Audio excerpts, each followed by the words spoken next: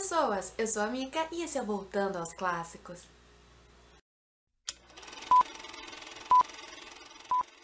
Hoje eu vou continuar falando sobre o mestre do suspense Alfred Hitchcock. A gente já falou sobre dois filmes muito importantes dele, que foi O Inquilino e Chantagem e Confissão. Dá uma olhadinha no nosso canal para ver esses dois vídeos. E hoje nós vamos falar de O Homem que Sabia Demais, de 1934. Nessa época, as coisas na carreira do Hitchcock não estavam indo muito bem, digamos assim. Os filmes que ele estava fazendo não estavam dando muito certo, não estavam fazendo muito sucesso, ele mesmo não estava contente com o que ele estava fazendo. Então ele parou, repensou assim, aí ele pegou um roteirinho ali que ele tinha meio escondido no fundo da gaveta e falou: vou tentar fazer esse filme, vamos ver no que vai dar. E deu super certo, porque provavelmente se não fosse por esse filme, o Hitchcock não seria como a gente conhece hoje, provavelmente não seria considerado um mestre do suspense, porque foi aí que a reputação dele de o cara bom do suspense começou. O filme conta a história de um casal e a filhinha que eles estão passando as férias na Suíça. Lá eles conhecem um cara super charmoso chamado Louis, ele parece uma pessoa super legal, acaba virando amigo da família e tudo em tão pouco tempo. Só que acontece que esse cara esconde um segredo, e esse segredo acaba indo parar nas mãos dessa família, e essa família acaba sabendo demais, e daí o problema começa. É legal falar que esse filme tem duas versões. Sim, o próprio diretor Alfred Hitchcock fez um remake do seu próprio filme. Então, nos anos 50 tem uma nova versão, que é geralmente a mais famosa, do Homem que Sabia Demais, que foi feita nos Estados Unidos, com a Doris Day e com James Stewart. O próprio Hitchcock fala que a primeira versão que ele fez, ele considera que foi feito por um amador talentoso, já a segunda versão por um profissional. Isso é verdade, porque ele fez muitas melhorias, ele deixou o filme muito melhor, ele caprichou muito mais nessa segunda versão, mas essa primeira é a que contém mais a essência, né? Tem uma entrevista em que o próprio Guilherme Del Toro, que é um diretor muito importante de cinema, do cinema atual, ele diz assim que prefere muito mais a primeira versão, porque ele diz que na segunda versão tudo é muito certinho, tudo é muito arrumadinho, a criança é muito limpinha e não sei o que, e ele gosta muito mais da criança na primeira versão. A maioria do filme foi gravado em estúdio, geralmente assim que o Hitchcock sempre fazia.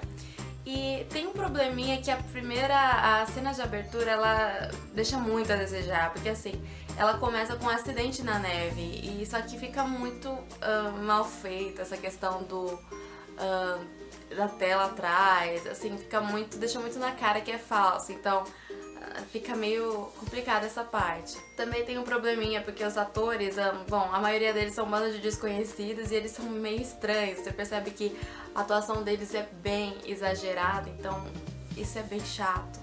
Mas isso, é claro, com exceção de Peter Lorre, que é um ator brilhante, um ator muito, muito bom, muito incrível.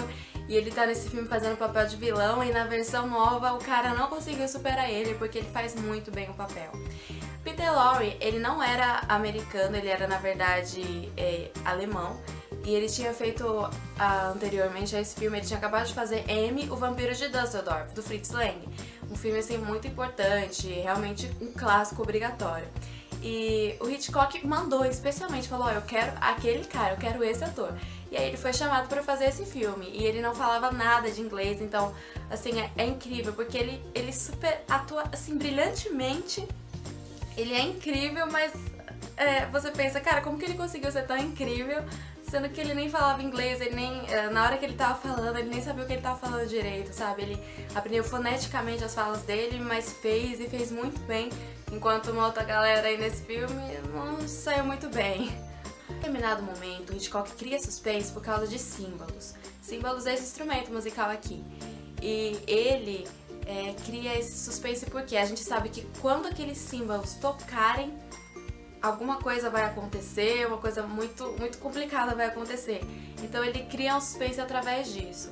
O Hitchcock fala muito que o mais importante para você criar um suspense, aliás, uma das coisas mais importantes, né, é você esclarecer. Porque quanto mais o seu público entender o que está acontecendo, mais ele vai estar imerso naquela situação, e aí sim você vai poder criar o suspense, porque ele vai saber, se os símbolos tocarem vai acontecer tal coisa. Agora, se você não deixar isso tão bem claro, se a pessoa não tiver tanta certeza disso, você não vai conseguir criar um suspense que aquela pessoa vai ficar preocupada com a consequência daquilo. Então, nesse primeiro filme, ele até diz, ele não não foca tanto nisso, mas já na segunda versão dos anos 50 você vê que desde o começo do filme, desde os créditos iniciais, os símbolos aparecem. Então assim, ele deu muita atenção aos símbolos exatamente para criar esse suspense, porque ele fala que quanto mais você esclarecer, melhor é para você criar o suspense pro seu público. Numa determinada parte do filme, é interessante contar, tem um certo tiroteio. Os bandidos estão lá dentro de uma casa e eles começam a atirar. E aí o que acontece? A polícia inglesa, ela não usava arma, não carregava arma. Então o que eles faziam? O problema foi que o Hitchcock teve essa censura. Os caras falaram, não, a polícia inglesa não usa arma e elas não vão usar arma, eles não andam armados, que não sei o que. A gente não pode fazer as pessoas pensarem que a polícia anda por aí com arma, não sei o que. E aí ele teve esse probleminha. A única maneira que ele achou assim pra meio que passar, assim, que o pessoal deixou, falou, ah, beleza, vai, faz assim. Ele teve que colocar na história que os policiais, eles conseguiam umas armas lá numa loja de antiguidade, uns fuzis velhos lá. Porque sempre pra dar aquela ideia, a polícia não carregou a arma, eles só pegaram ali uns fuzis velhos só por necessidade pra conseguir salvar lá o negócio todo. O Hitchcock, ele é muito homenageado, existem muitas referências dele no cinema, e um dos filmes que eu quero recomendar pra você também é um filme do diretor italiano Mario Bava, que se chama A Garota que Sabia Demais, que é uma clara referência a esse filme também, onde uma garota acaba sabendo mais do que devia, digamos assim. Espero que vocês tenham gostado desse vídeo, se inscreva no canal, dá uma olhadinha lá nos nossos outros vídeos, dá uma curtida lá embaixo, compartilhe com seus amigos. Obrigada, gente! Tchauzinho!